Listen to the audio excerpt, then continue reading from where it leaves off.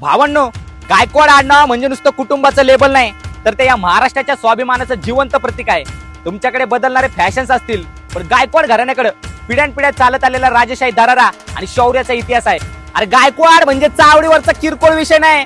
बडोद्याच्या राजवाड्यापासून ते सह्याद्रीच्या कडापर्यंत याच गायकवाडांच्या तलवारीने शत्रूच्या छाताडावर विजयाची गाथा कोरली आहे. इथला प्रत्येक गायकवाड हा शांत असतो, पण एकदा का डोकं सटकलं तर समोरचा थरथर कापतो.